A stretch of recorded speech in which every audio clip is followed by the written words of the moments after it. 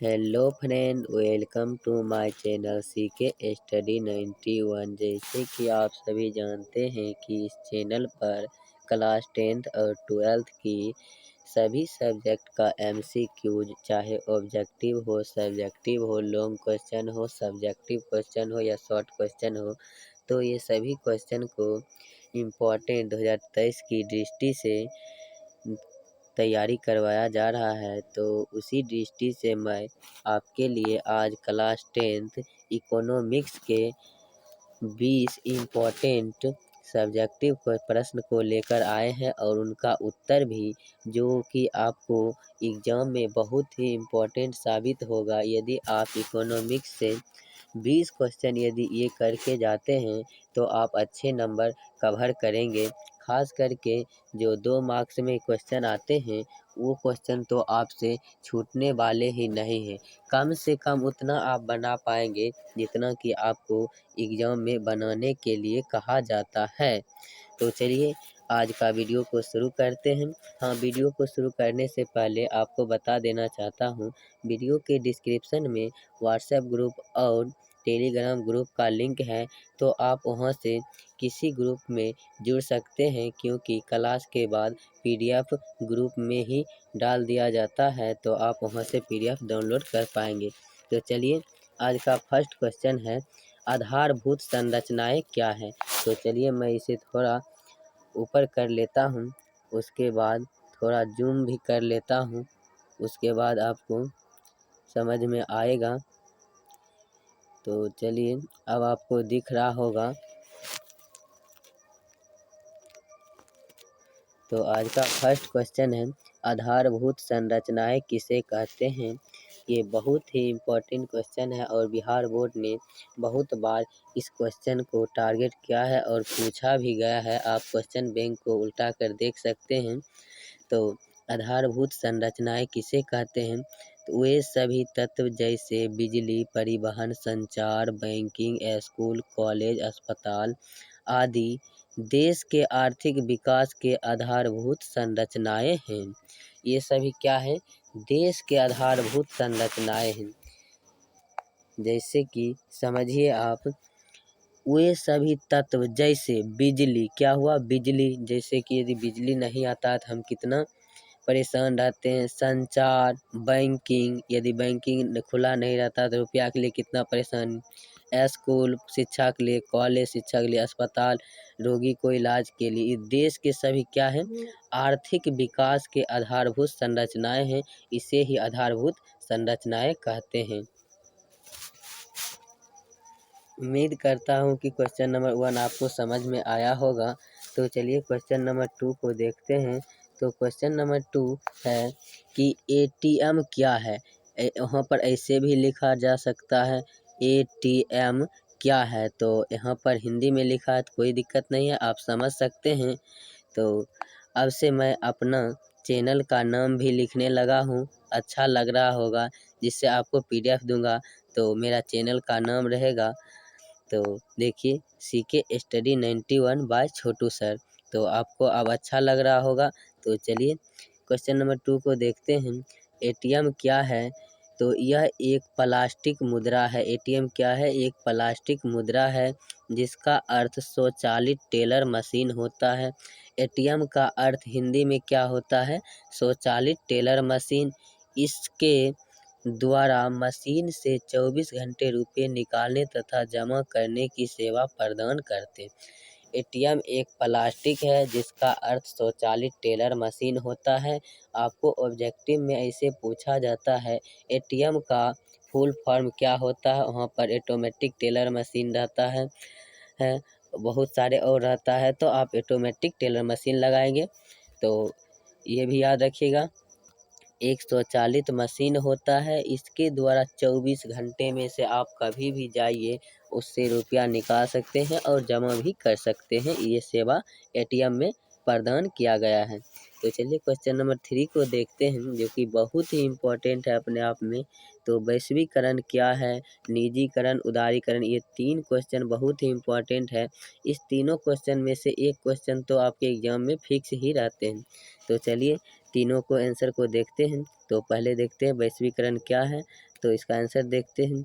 वैसी प्रक्रिया जिसके द्वारा विश्व के विभिन्न अर्थव्यवस्थाओं का समन्वय या एकीकरण किया जाता है ताकि वस्तुओं एवं सेवा प्रौद्योगिकी, पूंजी और श्रम का निर्बाध प्रवाह हो सके उसे वैश्वीकरण कहते हैं। तो चलिए इसे एक बार और समझने का प्रयास करते हैं। वैसी प्रक्रिया जिसके द्वारा विश्व के विभिन्न अर्थव्यवस्था वैसी प्रक्रिया जिसके द्वारा विश्व अर्थात दुनिया के विभिन्न अर्थव्यवस्था का समन्वय मतलब जुटना होता है, समन्वय या एकीकरण किया जाता है ताकि वस्तुओं एवं सेवा प्रौद्योगिकी, पूंजी और श्रम का निर्बाध प्रवाह हो सके उसे ही वैश्वीकरण कहते हैं। तो इसमें समझाने वाली बात नहीं है, तो इसे आपको याद करना है। तो चलिए अगले क्वेश्चन की तरफ बढ़ते हैं। तो क्वेश्चन नंबर 4 है आर्थिक नियोजन क्या है, तो देखते हैं, जो कि बहुत ही इम्पोर्टेंट क्वेश्चन है। तो आर्थिक नियोजन का अर्थ होता है राष्ट्र की प्राथमिकताओं के अनुसार देश के संसाधन के विभिन्न विकासात्मक क्रियाओं में प्रयोग करना। देखिए, जिसका आंसर जितना होगा उतना ही मैं आपको लिखाऊंगा। ये नहीं कि मैं आपको इतना बड़ा क्वेश्चन लिखा दूं जिसका क्वेश्चन का आंसर लिखा दूं जिसका कोई मतलब ही नहीं बनता है। मैं आपके लिए सटीक आंसर लिखता हूं ताकि आप 1 से 2 बार पढ़ें और आपको याद हो जाए। उसमें से आपको बिल्कुल नंबर कटने वाले नहीं है। जितना नंबर का यदि क्वेश्चन है उतना मार्क्स आपको दिया जाएगा। जिस तरह मैंने लिखा है उस तरह आपको लिखना है। शब्द में अशुद्धि नहीं होनी चाहिए, बल्कि आपको 2 में 2 मार्क्स मिलेंगे। तो क्वेश्चन नंबर 4 था आर्थिक नियोजन क्या है। देखते हैं, आर्थिक नियोजन का अर्थ क्या होता है। राष्ट्र की प्राथमिकताओं के अनुसार देश की संसाधन को विभिन्न विकासात्मक क्रियाओं में प्रयोग करना। देश में जितने भी क्या है संसाधन हैं उन्हें अच्छी तरह से विकास करके प्रयोग करना है, उसे ही आर्थिक नियोजन कहते हैं। तो चलिए क्वेश्चन नंबर 5 बहुत इम्पोर्टेंट क्वेश्चन है। तो देखते हैं, वस्तु विनिमय प्रणाली क्या है। तो वस्तु विनिमय प्रणाली बहुत पहले चलता था लेकिन अब नहीं चलता, अब मौद्रिक विनिमय प्रणाली चल रहा है। तो वस्तु विनिमय प्रणाली वैसे प्रणाली को कहा जाता है जिससे एक वस्तु के बदले दूसरे वस्तु को आदान प्रदान किया जाता था, उसे वस्तु विनिमय प्रणाली कहते हैं। वस्तु विनिमय प्रणाली जो पहले होता था, कोई 1 किलो चावल दिया तो उसके बदले किसी को आधा किलो गेहूं दिया जाता था। 1 बाल्टी कोई गेहूं दिया तो उसको 2 बाल्टी चावल दिया जाता था। तो एक वस्तु के बदले दूसरे वस्तु को आदान प्रदान करने की प्रक्रिया को ही वस्तु विनिमय प्रणाली कहते हैं। उम्मीद करता हूँ कि यह क्वेश्चन आपको समझ में आया होगा। तो चलिए अगले स्लाइड पर चलते हैं और अगले स्लाइड में क्वेश्चन नंबर 6 हमारे सामने है और आपको दिख रहा होगा स्क्रीन पर। तो देखिए क्वेश्चन नंबर 6 है निजीकरण क्या है। आपको मैंने बताया था वैश्वीकरण, निजीकरण और उदारीकरण, ये 3 क्वेश्चन हैं जो कि बहुत ही इम्पोर्टेंट है और इसमें से प्रत्येक साल एक क्वेश्चन पूछा जाता है। तो मैंने आपको वैश्वीकरण करा चुके हैं, अब निजीकरण है तो इसे भी देखते हैं। निजीकरण से अभिप्राय उन सभी क्षेत्रों से है जो निजी क्षेत्र द्वारा सार्वजनिक क्षेत्रों के उद्यमों पर पूर्ण रूप से या आंशिक रूप से अपना स्वामित्व प्राप्त करना तथा उसका प्रबंधन करना ही क्या कहलाता है, निजीकरण कहलाता है। एक बार और समझाने का प्रयास करता हूँ। निजीकरण से अभिप्राय उन सभी क्षेत्रों से है जो निजी क्षेत्र द्वारा सार्वजनिक क्षेत्र जो कि निजी क्षेत्र द्वारा सार्वजनिक क्षेत्र के उद्यमों अर्थात क्या हो गया, कार्यों पर पूर्ण रूप से या आंशिक रूप से अपना जो निजी अर्थात सार्वजनिक क्षेत्र में कार्य हो रहा है उस पर पूर्ण रूप से या आंशिक रूप से थोड़ा बहुत रूप से अपना स्वामित्व प्राप्त करना, वहाँ पर अपना अधिकार जमाना तथा उसका प्रबंधन करना ही निजीकरण कहलाता है। आशा करता हूँ कि आपको क्वेश्चन नंबर 6 समझ में आया होगा। तो चलिए क्वेश्चन नंबर 7 को देखते हैं। उदारीकरण क्या है? तो उदारीकरण का अर्थ सरकार द्वारा लगाए गए सभी अनावश्यक प्रतिबंध, अनावश्यक नियंत्रण तथा प्रतिबंध जैसे लाइसेंस, कोटा इत्यादि को हटाना। जैसे सरकार द्वारा कभी कभी हो जाता है कि अनावश्यक कुछ चीज़ लागू हो जाता है, तो उसे हटाने की प्रक्रिया को ही क्या कहते हैं? उदारीकरण कहते हैं। तो चलिए क्वेश्चन नंबर 8 को देखते हैं। तो क्वेश्चन नंबर 8, वित्तीय संस्था किसे कहते हैं? तो इसका आंसर को देखते हैं।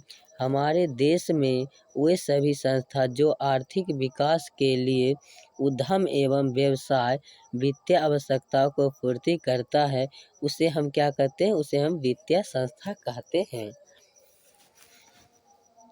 तो उम्मीद करता हूँ कि क्वेश्चन आपको समझ में आया होगा। वित्तीय संस्था किसे कहते हैं? तो हमारे देश में वे सभी संस्थाएं जो आर्थिक विकास के लिए उद्यम यानी काम तथा व्यवसाय वित्तीय आवश्यकताओं को पूर्ति करता है, उसे वित्तीय क्या कहते हैं? संस्था कहते हैं। क्वेश्चन नंबर 9 है, बचत क्या है? तो बचत क्या है? तो आय तथा उपभोग के बीच के अंतर को बचत कहते हैं। मानिए कि आपका आय 10,000 है और व्यय 4,000 है, तो 10,000 में 4,000 आपका खर्च हो गया, तो कितना बचा? 6,000। तो 6,000 वो क्या होगा? आपका बचत। तो बचत बराबर आय माइनस उपभोग या खर्च।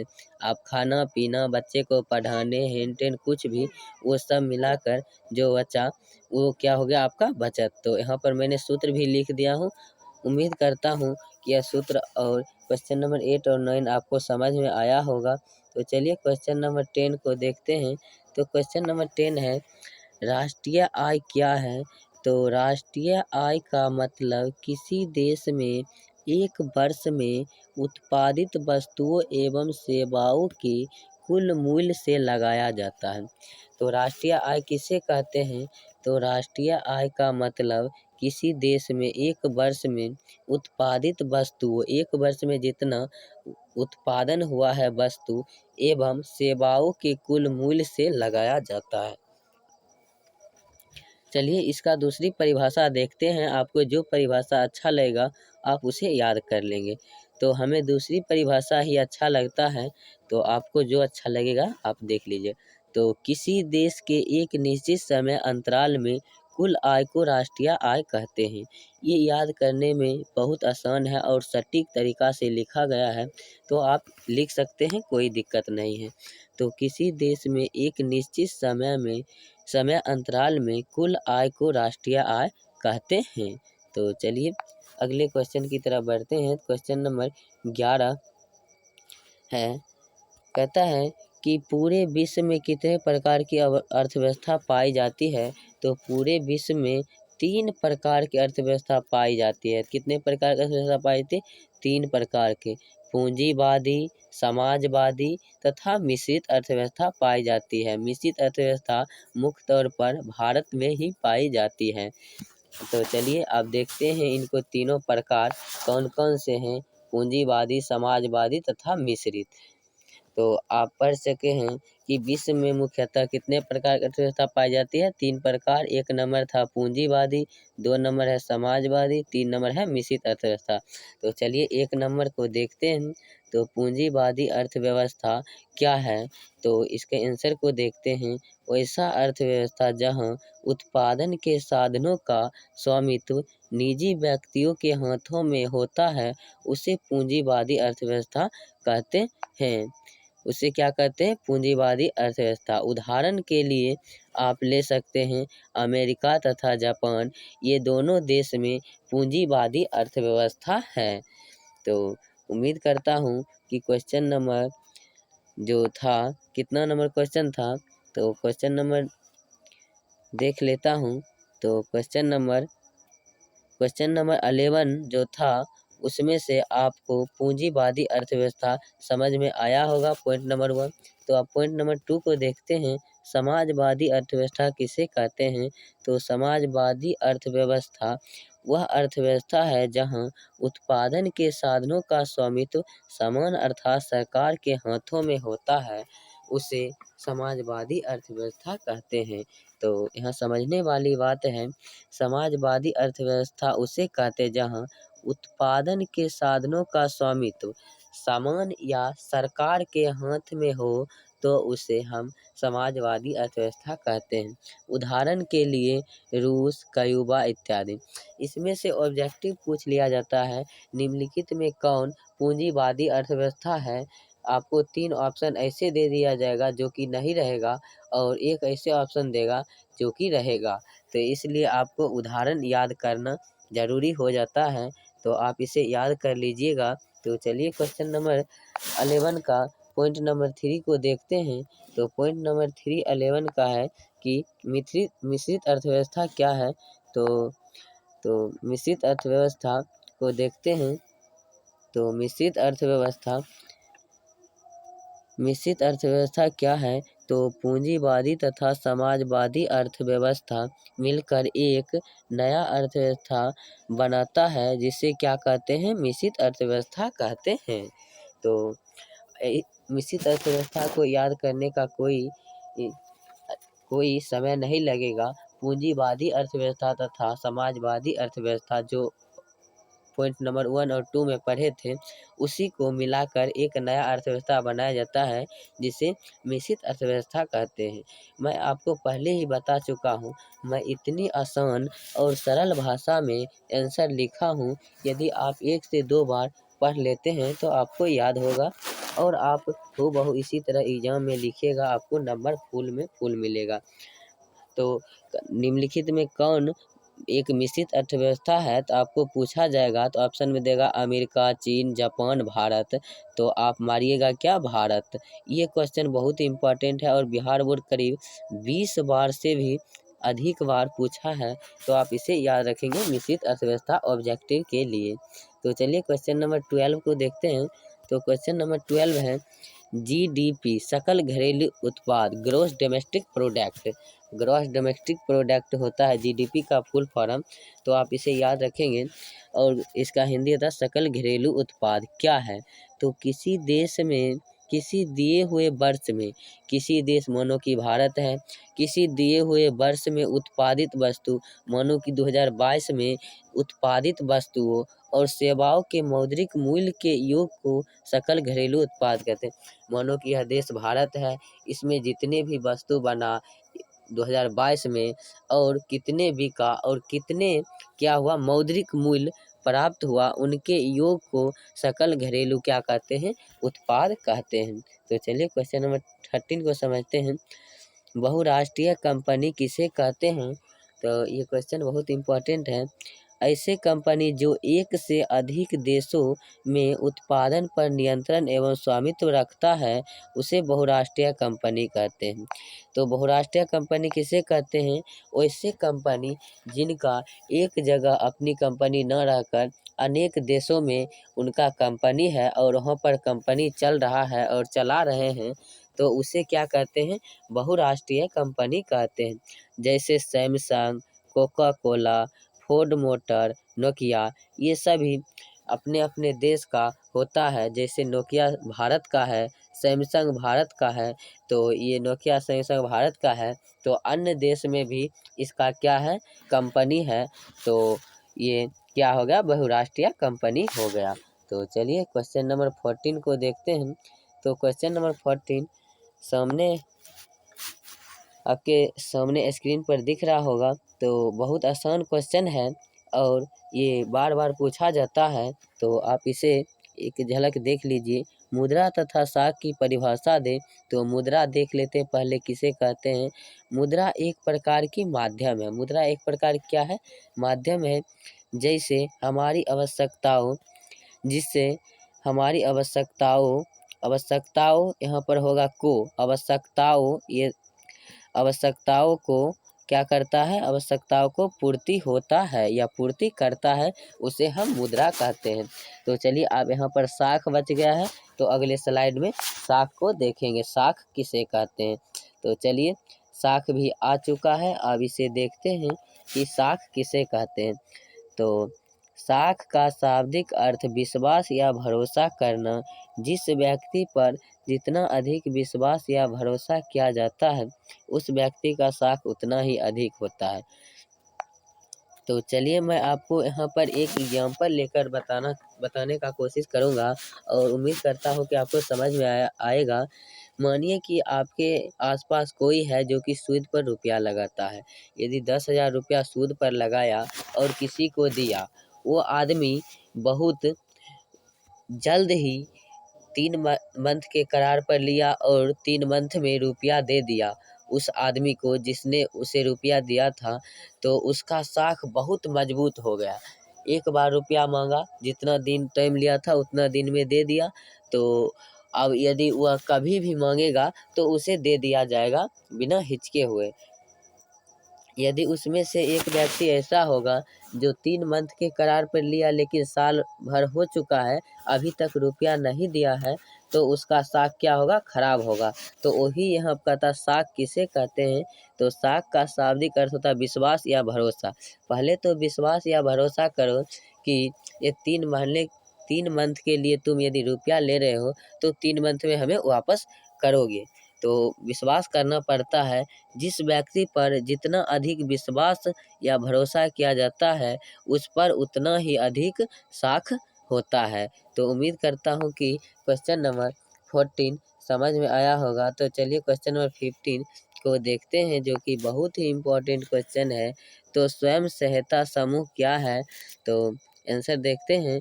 स्वयं सहायता समूह वास्तव में ग्रामीण क्षेत्रों में 15 से 20 महिलाओं का एक औपचारिक समूह होता है जो अपनी बचत तथा बैंकों से लघु ऋण लेकर अपने सदस्यों के पारिवारिक ज़रूरतों को पूरा करते हैं और महिलाएं सशक्तिकरण में योगदान करते हैं। तो चलिए इसे समझाने का प्रयास करता हूँ। स्वयं सहायता समूह जो होता है वह ग्रामीण क्षेत्रों में देखने को मिलता है, जिसमें से 15 से 20 महिला का समूह होता है जो कि अपने बचत बैंकों से क्या करता है, छोटे मोटे ऋण लेकर अपने सदस्यों का यानी अपने परिवार का भरण पोषण किसी तरह से करता और अपनी ज़रूरतों को पूरा करता है। और महिलाएं इसमें क्या करते हैं, योगदान देते हैं। किसमें? स्वयं सहायता समूह में, जो कि 15 से 20 महिला का समूह होता है। तो यह आपको ऑब्जेक्टिव में पूछा जा सकता है, स्वयं सहायता समूह में महिलाओं के कितने समूहों में कितने संख्या होते हैं? तो 15 से 20। तो ये बहुत ही इम्पोर्टेंट क्वेश्चन है।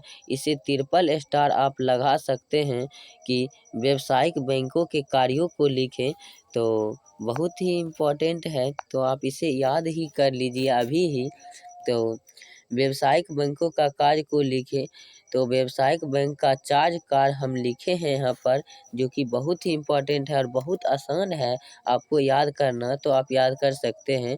राशि को जमा करना, ऋण प्रदान करना, समान उपयोगिता संबंधी कार्य करना, एजेंसी संबंधी कार्य करना। तो इसमें बताने वाली कोई बात नहीं है। राशि को जमा करना, आप जितना दिन के लिए राशि लिए हैं उस समय पर जाइए जमा कर दीजिए। ऋण प्रदान करना, राशि जो लिए थे उसका जो ऋण हुआ है उसे आप प्रदान कर दीजिए अर्थात दे दीजिए। समान उपयोगिता संबंधी कार्य करना, जो आपसे हो सके वही कार्य करना। और एजेंसी संबंधी कार्य करना। तो उम्मीद करता हूँ क्वेश्चन नंबर 16 आपको समझ में आया होगा। तो चलिए क्वेश्चन नंबर 17 और को देखते हैं। तो यदि आप अभी तक वीडियो को लाइक नहीं किए हैं तो प्लीज़ वीडियो को लाइक कर दीजिए और अपने प्यारे हाथों से एक कमेंट अवश्य करें कि आपको वीडियो कैसा लगा और आप इसी तरह के सभी सब्जेक्ट का वीडियो लेना चाहते हैं तो एक कमेंट जरूर करेंगे। चलिए क्वेश्चन नंबर 17 को देखते हैं। सहकारिता से आप क्या समझते हैं? सहकारिता का शाब्दिक अर्थ होता है एक साथ मिलजुल कर कार्य करना, लेकिन अर्थशास्त्र में इस शब्द का प्रयोग अधिक व्यापक अर्थों में किया गया है। तो सहकारिता से आप क्या समझते हैं? तो उम्मीद करता हूँ आपको समझ में आया होगा। तो चलिए अगले वीडियो में मैं आपको क्वेश्चन नंबर सामाजिक विज्ञान का क्वेश्चन आंसर को कराने वाला हूँ। तो आप हमारे चैनल से ज़रूर जुड़ें, क्योंकि सामाजिक विज्ञान से फिर मैं आपको 25 से 30 क्वेश्चन कराऊँगा और इसी तरह से ज्योग्राफी और हिस्ट्री से आपको क्वेश्चन कराने वाला हूँ। आप देख सकते हैं यहाँ पर आपके लिए पीडीएफ बना चुके हैं और देखिए इसमें से बहुत सारे क्वेश्चन हैं। देखिए बहुत सारे क्वेश्चन हैं। यदि आप इस तरह के सभी सब्जेक्ट का यदि आप क्वेश्चन लेना चाहते हैं और फुल तैयारी करना चाहते हैं तो आप हमारे चैनल से जुड़ सकते हैं। तो देखिए यहाँ पर हम ज्योग्राफी का कितना 30 क्वेश्चन लिए हैं। तो इसी तरह के वीडियो पाने के लिए आप हमारे चैनल को सब्सक्राइब करें। थैंक यू, धन्यवाद, जय हिंद, जय भारत। Thank for watching.